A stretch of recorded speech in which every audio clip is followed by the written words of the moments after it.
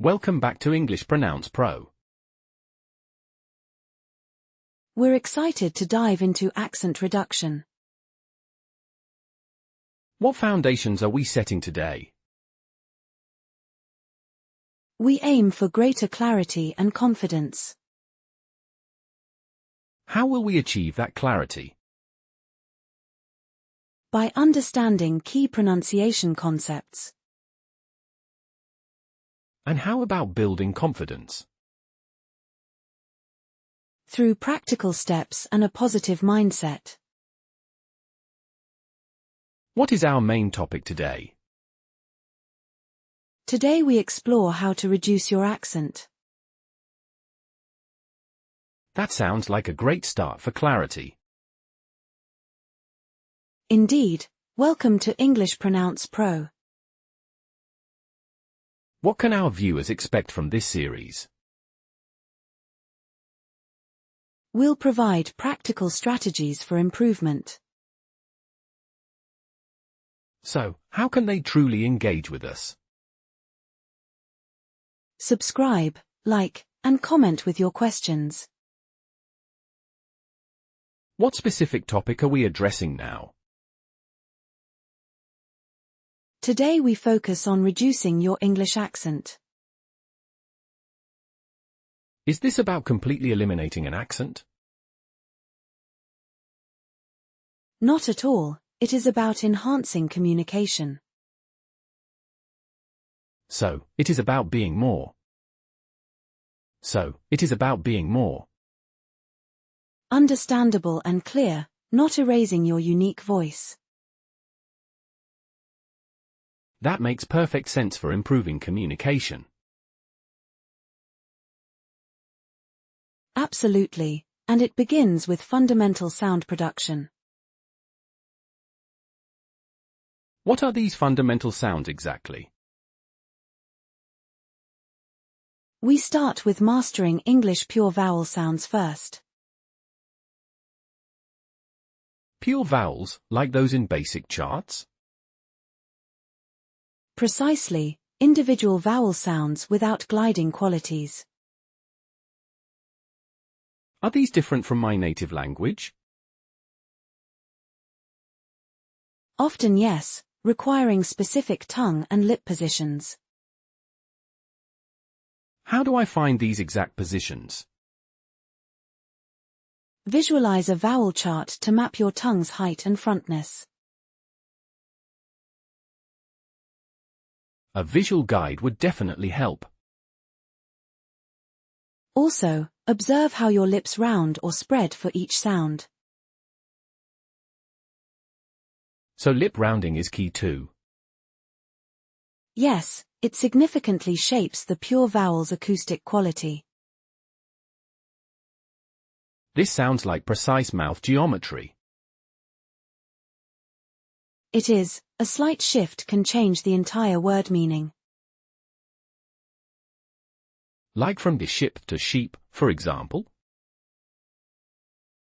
An excellent example of minimal sound difference impacting meaning. How can I ensure my pure vowels are correct? Record yourself speaking words, then compare to native speakers. Comparing recordings provides objective feedback. Focus on sustaining the sound without any pitch variation. Sustaining without variation, got it. This builds muscle memory for consistent vowel production. Any specific pure vowels to focus on first? The EE in green and the R in father are good starting points. Okay, green, and father to begin. Pay attention to the jaw movement and tongue arch as well. Jaw and tongue, more subtle movements.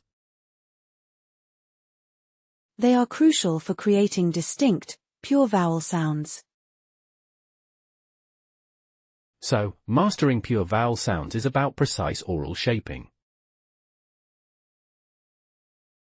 Indeed, laying a solid foundation for all other vowel types.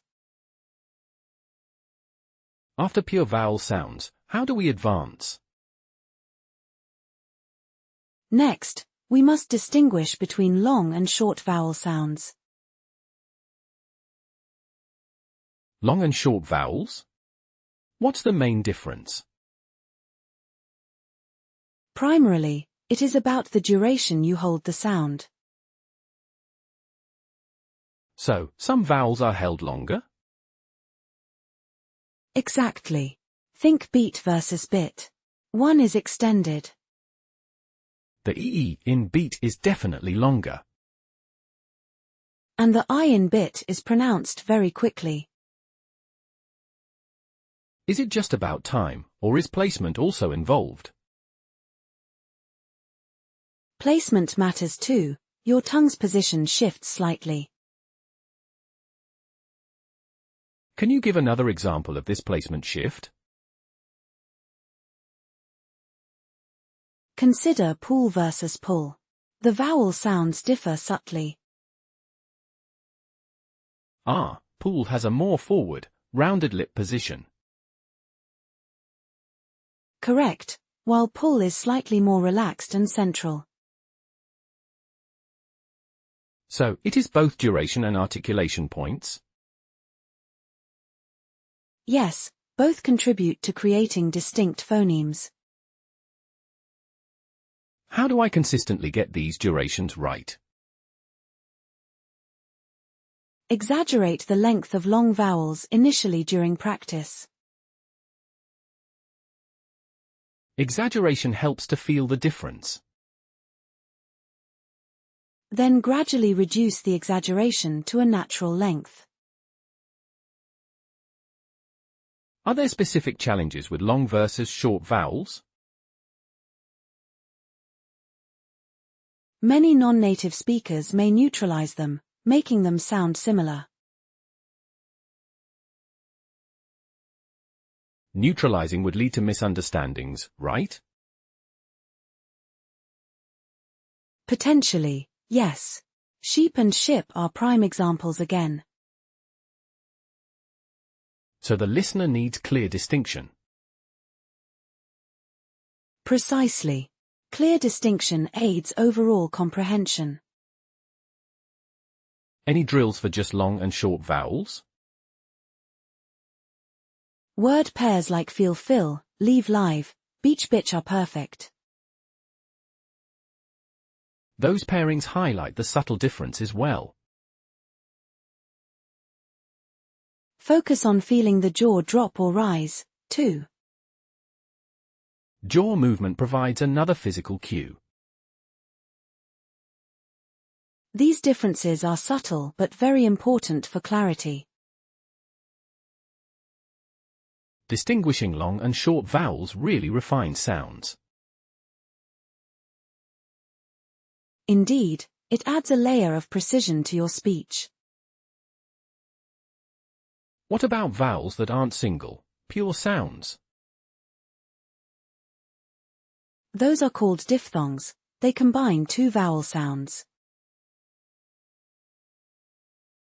Diphthongs, so two vowels in one smooth glide? That's right, a sound that starts at one vowel and moves to another. Can you give me an example of a diphthong? Think of the ori sound in boy or the o in cow. Boys and a cow definitely have that gliding quality. Your mouth moves during the pronunciation of these sounds. So it is not a fixed tongue position, but a movement. Exactly. It's a journey from one vowel position to another.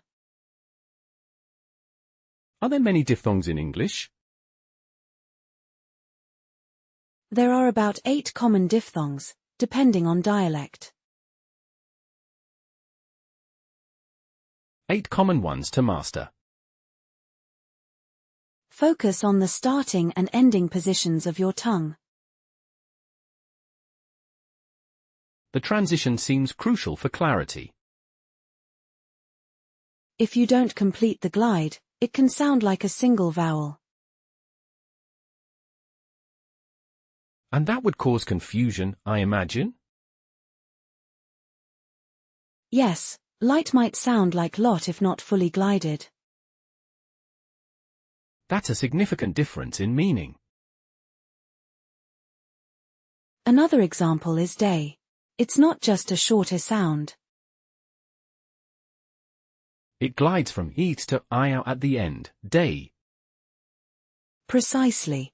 That I ending makes it a true diphthong. What's a common mistake with diphthongs? Often, learners shorten the glide or omit the second vowel part. So they make it a monophthong instead of a diphthong? Exactly, failing to complete the full range of motion. How do I practice these gliding sounds effectively? Start by exaggerating the glide, slow it down initially. Slowing it down helps to feel the movement. Then gradually speed it up until it sounds natural. Like a mini-journey for your tongue. A perfect analogy for the movement involved in diphthongs. Mastering diphthongs requires careful mouth movement.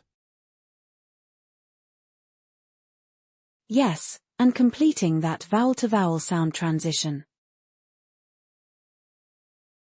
So, we have pure vowels, long and short, and diphthongs. Now let's discuss common vowel mistakes, especially from L1 transfer. L1 transfer, that's when my native language influences pronunciation? Exactly. Your first language's sound system can interfere. What are some typical vowel errors people make? One common issue is substituting English vowels with similar L1 sounds. Substituting sounds, even if they aren't quite right? Yes, because the closest L1 sound feels more comfortable to produce. Like using an E from Spanish instead of English she? Perhaps, or merging two distinct English vowels into one. Merging sounds would definitely reduce clarity. It makes words like bad and bed sound identical to some listeners. That is a very common point of confusion. Another error is incorrect lip rounding for certain vowels. My lips should be in a specific shape then? Yes, like overrounding for R or not enough for O. So, specific lip shapes are crucial for distinct vowels. Absolutely, they significantly affect the vowel's resonance.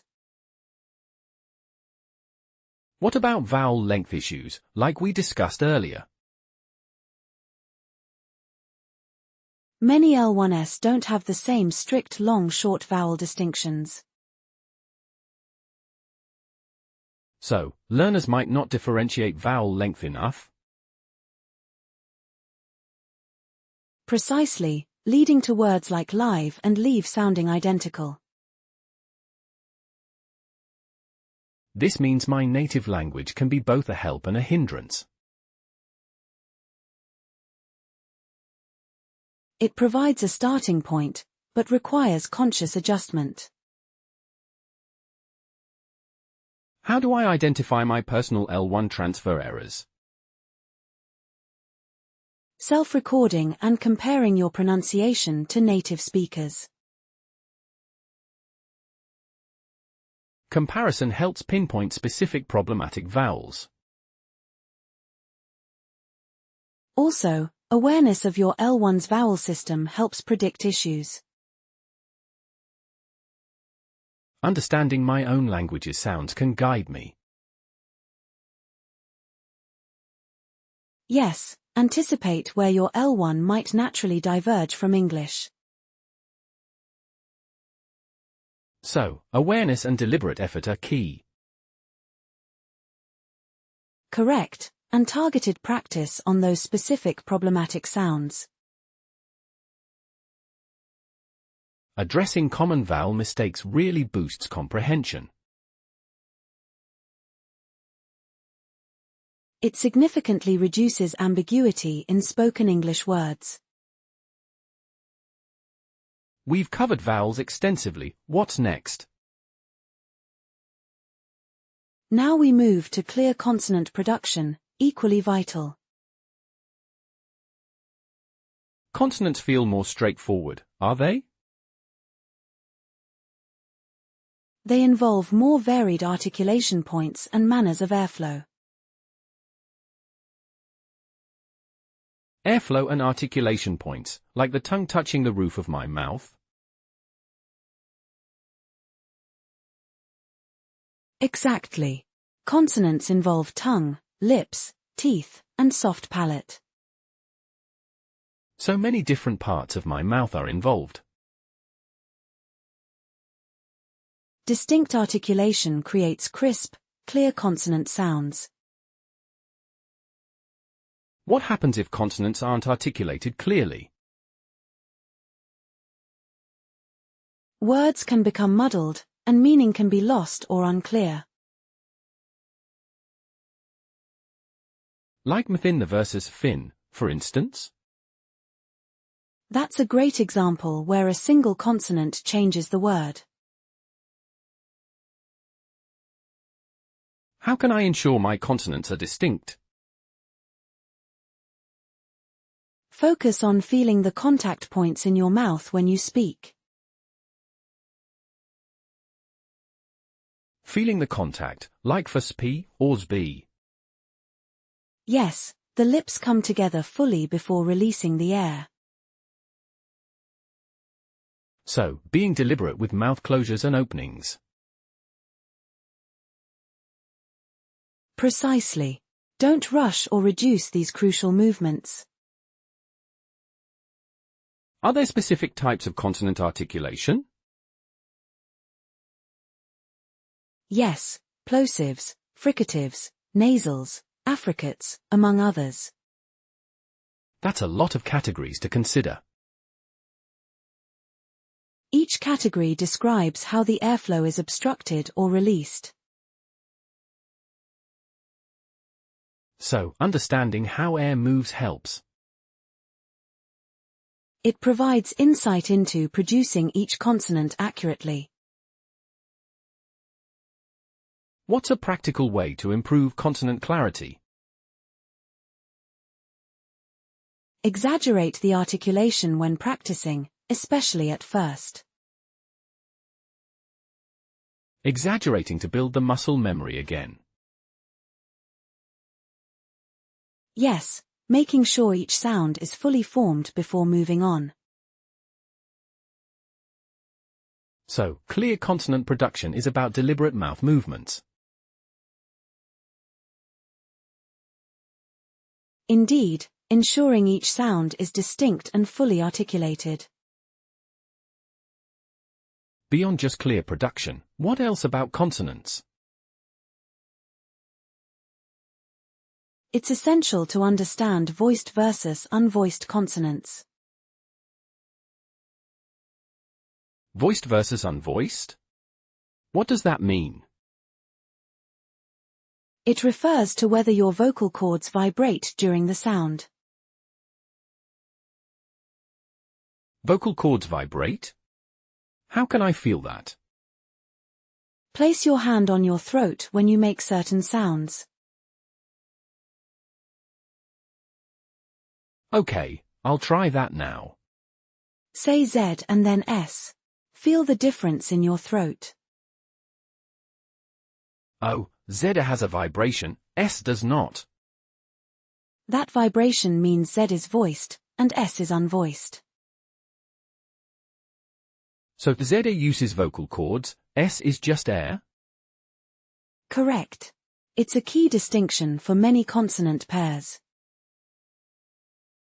Are there many such pairs in English? Yes, P and B, T and D, F and V, are all voiced-unvoiced pairs. So B vibrates, P doesn't. Precisely. These pairs share the same mouth position. Same position, different vocal cord action. Making this distinction impacts intelligibility significantly. How can incorrect voicing affect words? Pill could sound like bill, changing the entire meaning. That's a very clear example of potential misunderstanding. Sometimes the voicing at the end of a word is also critical. Like back versus bag? Exactly. The G in bag is voiced, K in back is not. How do I practice feeling this difference consistently? Use those paired sounds, PB, TD, with your hand on your throat. The physical sensation will help me remember. Also, listen closely to native speakers producing these sounds. Listening for the subtle hum of voicing. It's a foundational element for precise consonant production. Understanding voiced versus unvoiced consonants is crucial. Indeed, it clarifies subtle yet important sound distinctions. After general consonants and voicing, what's a common tough sound? The TH sound is notoriously tricky for many learners. This TH sound, it always feels a bit awkward. It involves placing your tongue between your upper and lower teeth. Tongue between teeth, that's the trick. Yes, allowing air to flow over and around your tongue. Is there one TH sound or are there two? There are two, voiced, like in this, and unvoiced, as in think. So, this vibrates, think doesn't, similar to Z and S? You've got it. Same tongue position, different vocal cord use. What's the most common mistake with TH? Often, it's substituted with F, V, D, or T sounds. Like this instead of this, or thin instead of the thin. Those are very common substitutions that reduce clarity. How do I get my tongue to sit correctly? Look in a mirror while practicing. See your tongue slightly protrude. Visual feedback to ensure correct tongue placement. Start by just making the sound itself, not in words yet. Is it important to blow air gently or strongly? For the unvoiced TH, think, a gentle, steady stream of air. And for the voiced TH, this? You need that same airstream, but with vocal cord vibration. It requires coordination between tongue, teeth, and vocal cords. Yes, it's a complex sound that needs deliberate practice. Any specific words or phrases to practice TH with? Try 33,000 for a challenging unvoiced sequence. 33,000, that's a tongue twister itself. For voiced, try these clothes or feather. These clothes, feather, focusing on the vibration. Consistent practice will build the necessary oral motor skills. Mastering the th sound takes deliberate effort. It's a hallmark of many English words and worth the focus. Another common consonant challenge, R and L. R. Differentiating R and L is a major hurdle for many. They sound similar to some non-native speakers, right? Yes, especially if their L1 merges these sounds or lacks one. What is the key difference in producing RD versus L? For L, your tongue tip touches behind your upper front teeth. So, L is a clear tongue-to-alveolar ridge contact. Correct, and the air flows around the sides of your tongue. And for the R sound, how is that produced? For R, your tongue pulls back and bunches up in your mouth.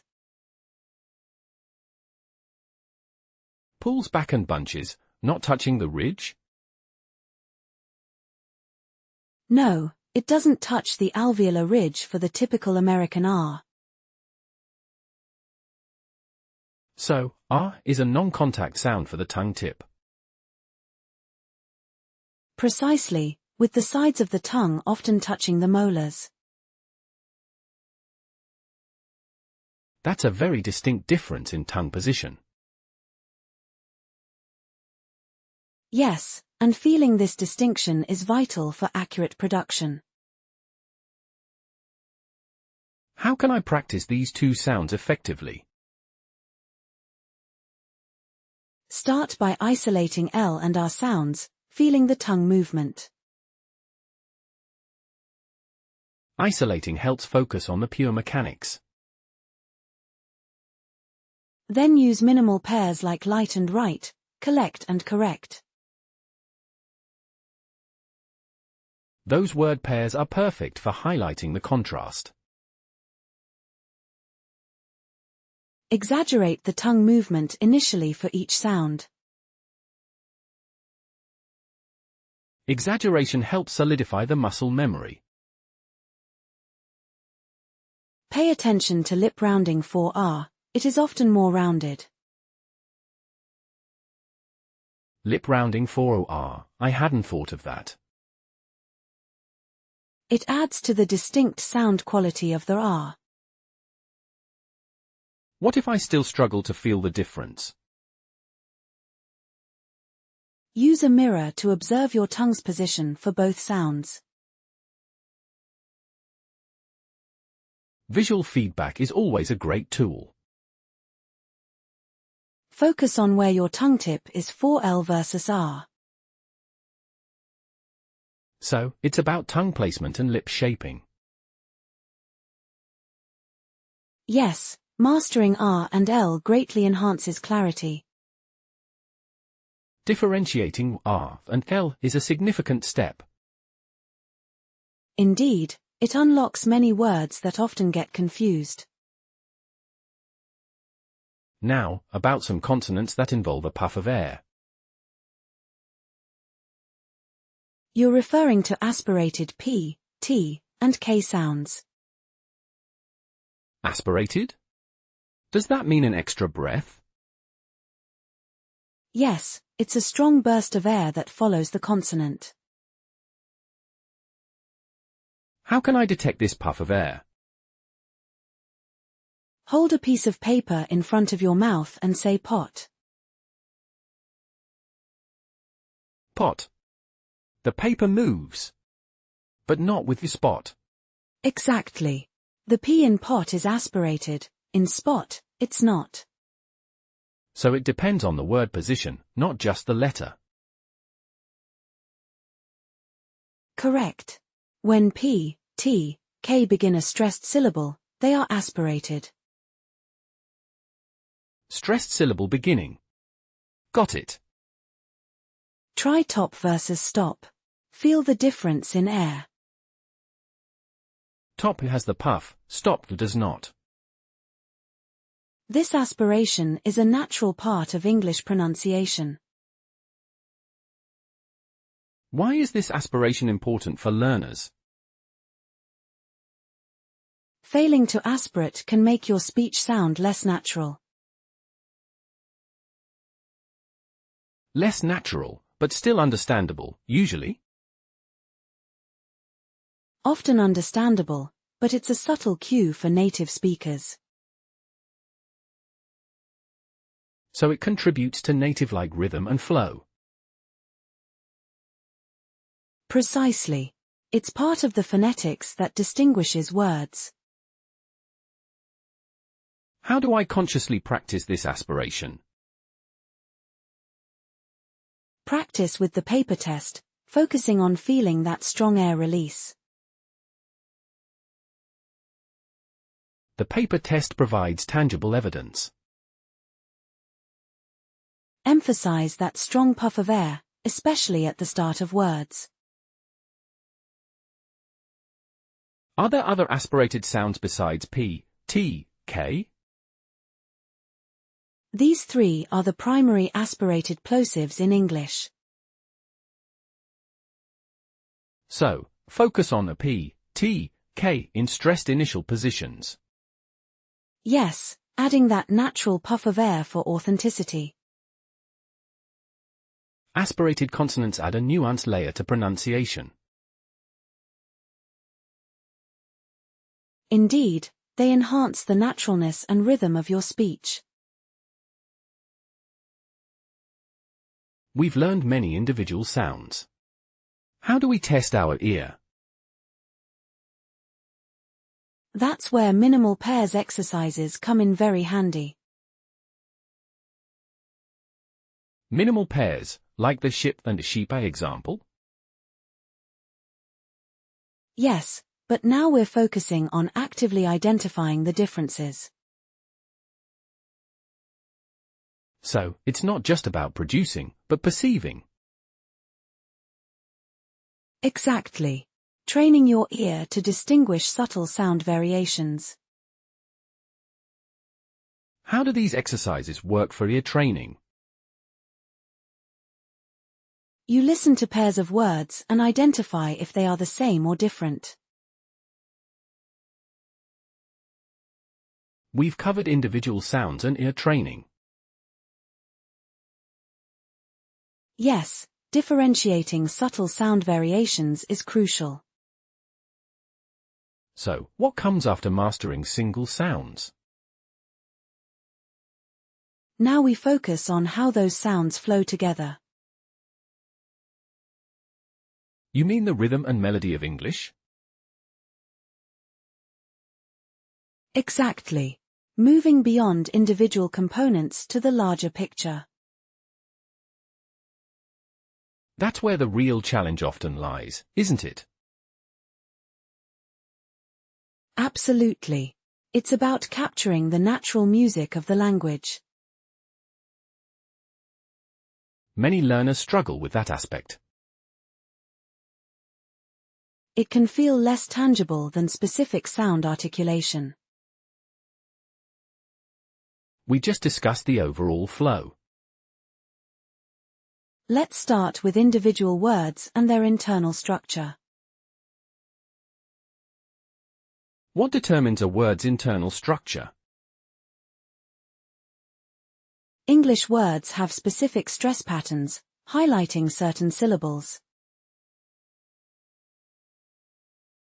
So, one syllable is more prominent than others? Yes, it's louder, longer, and has a higher pitch. Why is this emphasis so important? Incorrect stress can actually change a word's meaning. Can you give an example of that? Think of present as a noun versus a verb. So, understanding stress patterns is crucial. Yes, and beyond that, daily practice builds new habits. How do we start daily practice effectively? The goal is to incorporate practice seamlessly. What kind of routine should we consider? Aim for small, consistent pronunciation sessions. Like what specifically for these sessions? Maybe 5 minutes focused work in the morning.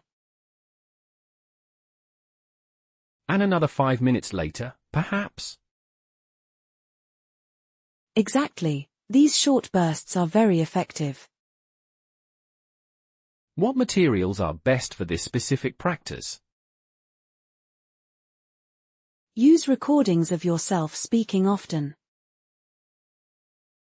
To hear the differences in my own speech. Yes, self-assessment is absolutely key here. Should I focus on sounds or intonation? Both, especially the intonation patterns we discussed. So, it's about active listening to my own speech. And making specific adjustments as you go. What if I happen to miss a day? Don't stress, just pick it up tomorrow. Consistency over rigid perfection, then? Precisely, building momentum is vital for progress. Can visual aids genuinely help with this? Mirror practice can show mouth movements clearly. That sounds like a very practical tip. It provides instant visual feedback for you.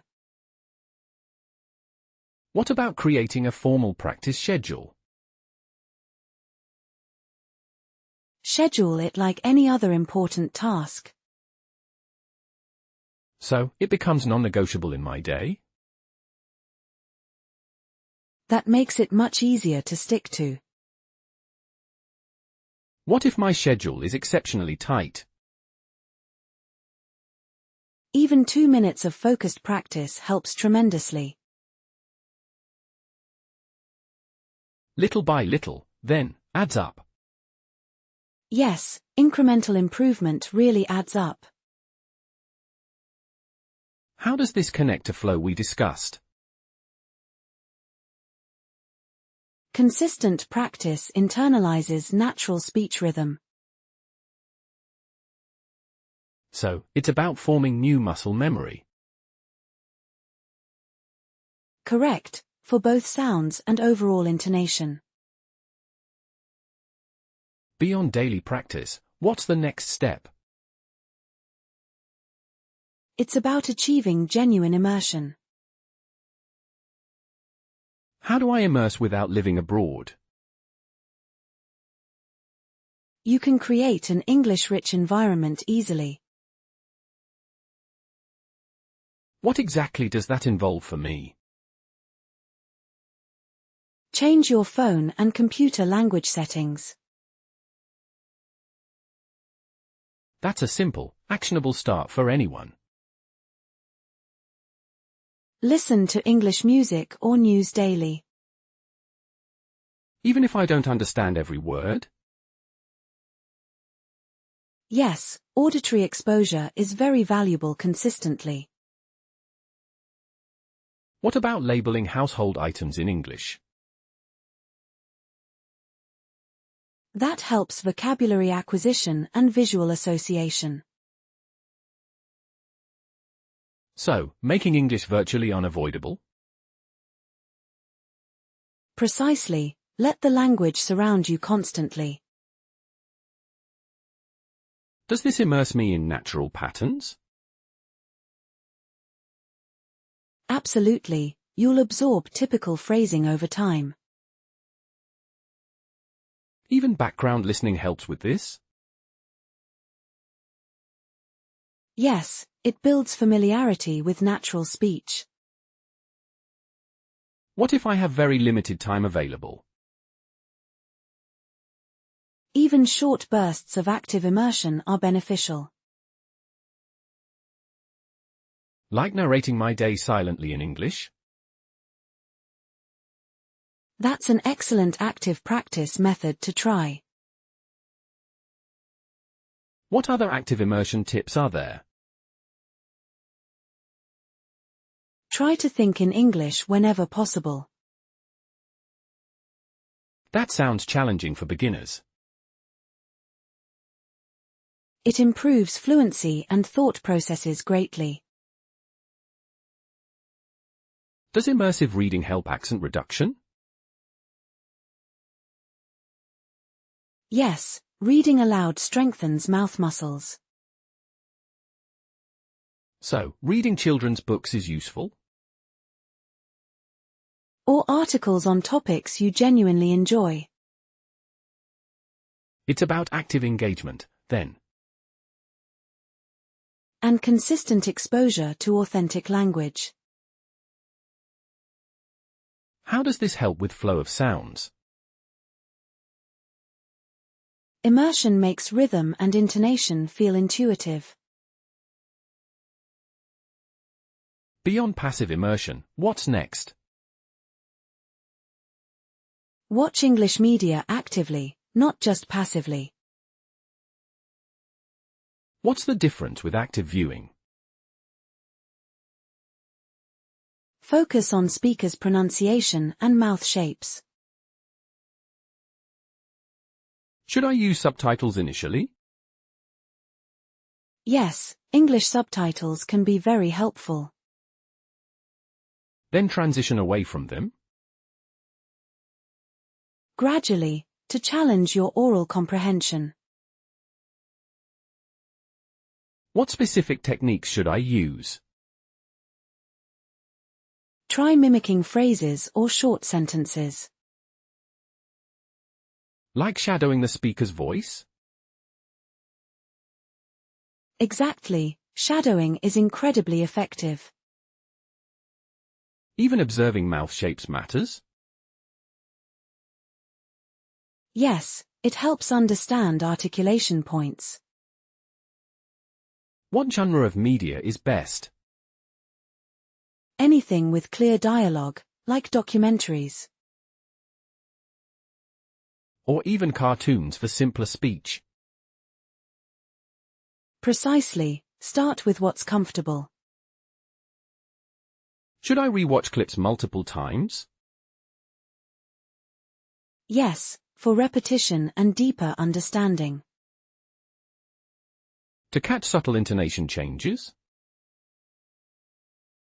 Absolutely, that's where true learning occurs. What about pauses and speech speed? Pay attention to the natural rhythm of conversation. So, it's not just about individual words? It's about the entire prosody and delivery. This sounds like a very detailed process. It yields significant improvements over time.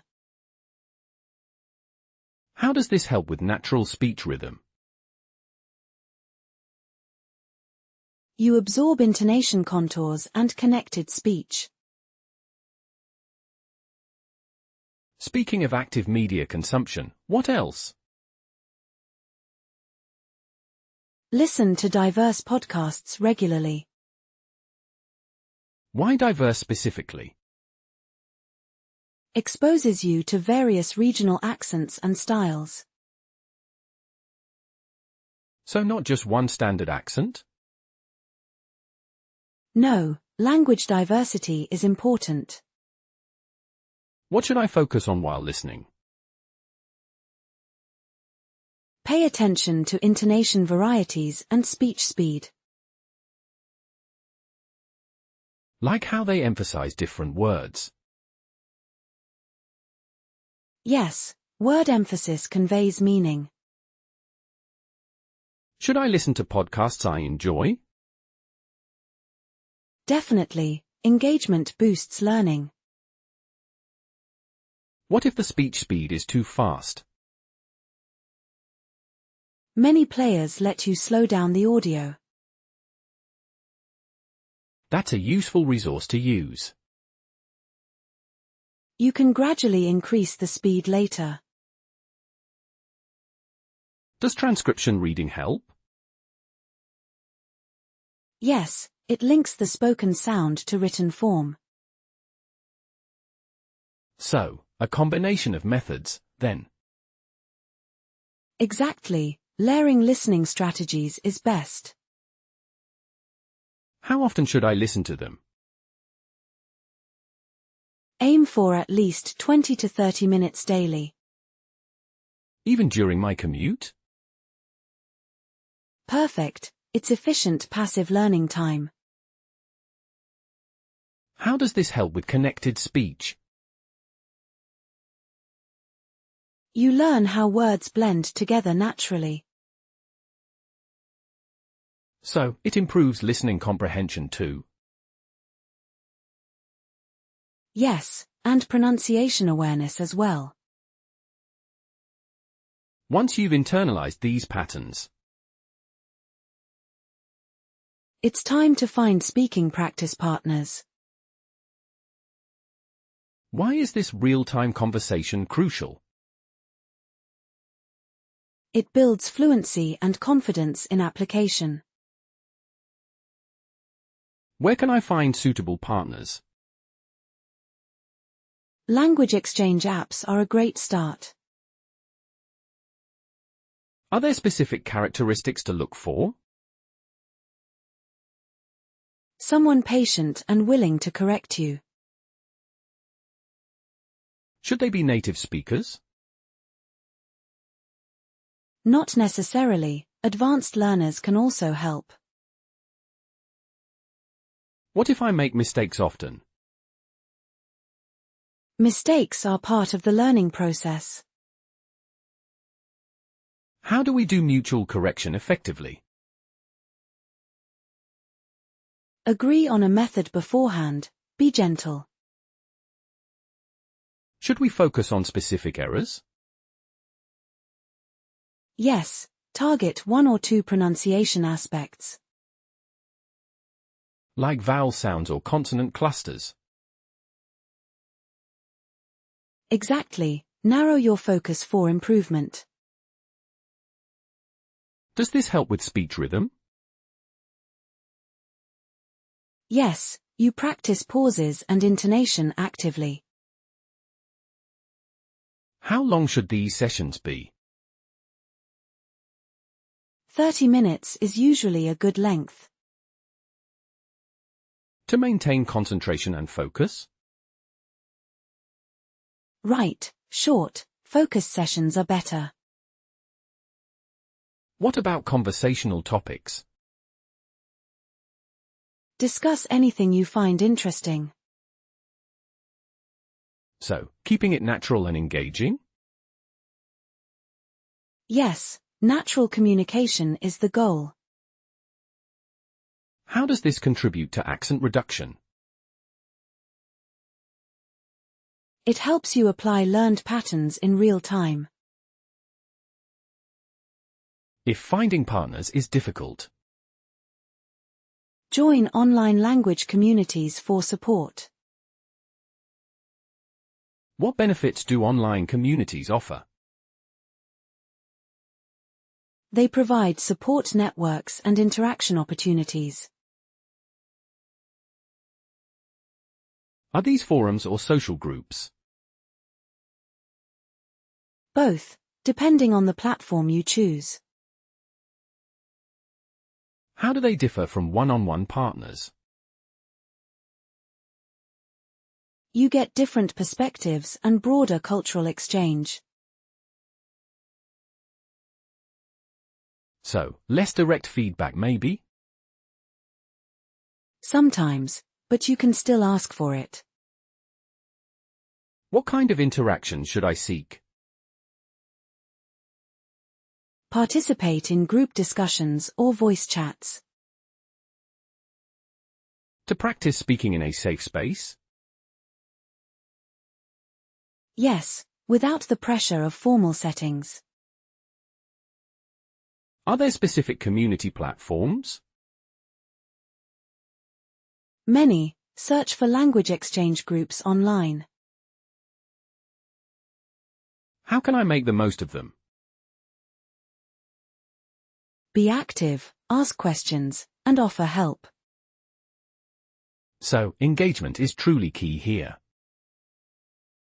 Engagement drives both learning and connection. Does this help with pronunciation challenges? Yes, you hear variations and get quick tips. What about motivation and staying consistent? The community support can be very powerful. So, less isolated in my learning journey? Exactly. Shared experience keeps you going. How does this assist with overall fluency? It normalizes speaking English in varied contexts. While community feedback is great, Consider an accent coach for personalized guidance. is an accent coach really necessary? They offer targeted feedback and specific articulation help. What makes a coach different from a partner?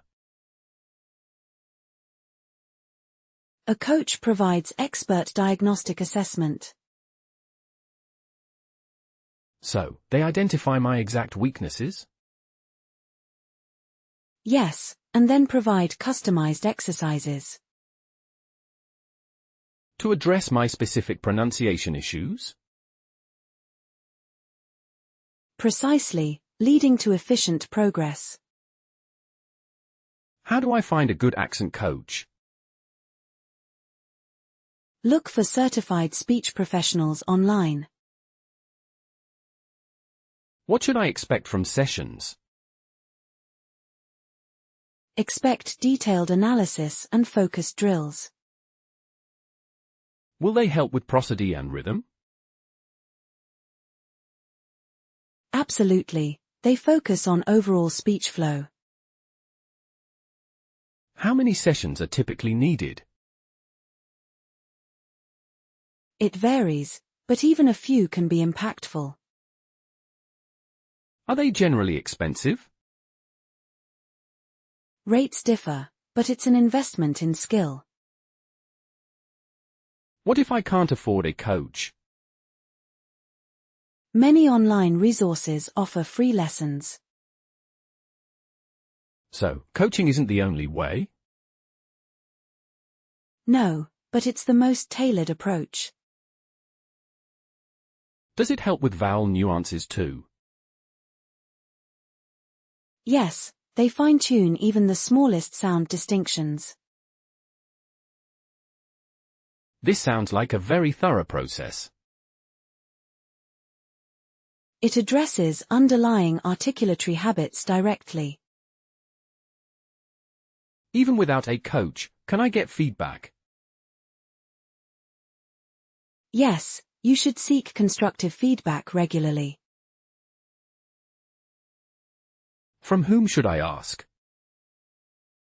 From trusted speakers or your English teacher. What kind of questions should I ask?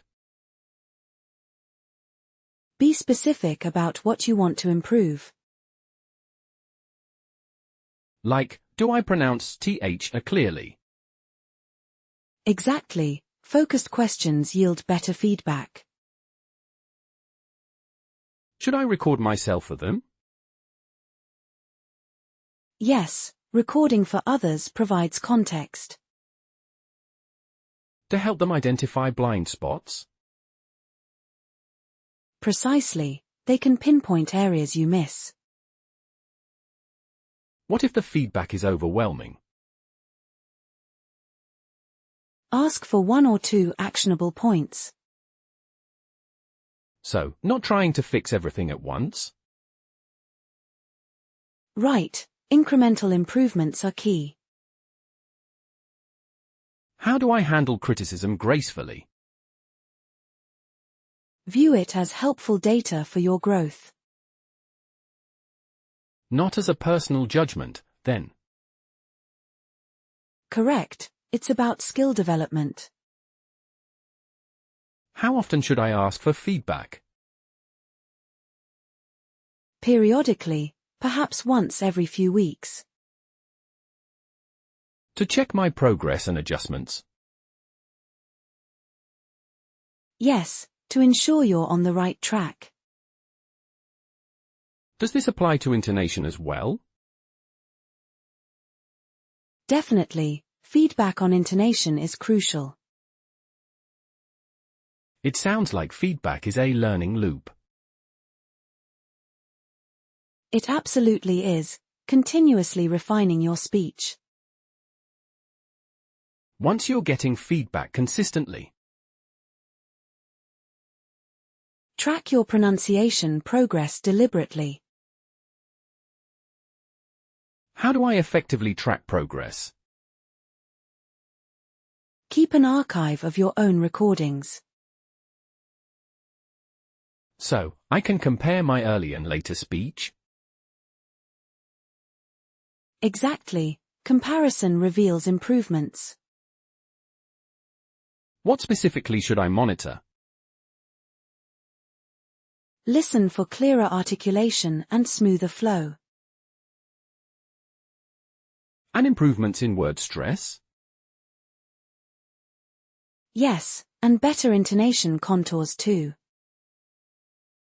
Are there apps for pronunciation tracking? Many language apps have recording features. How often should I review my progress? Maybe once a month or every few weeks. To see those milestones clearly? Yes, visualizing improvement boosts motivation. What if I don't see much progress? Revisit your practice methods or goals. So, it's also a diagnostic tool. Absolutely, it helps identify patterns of error. Should I track specific sounds? Yes, focus on challenging phonemes or rhymes. This adds accountability to my practice. It does, making your efforts more purposeful.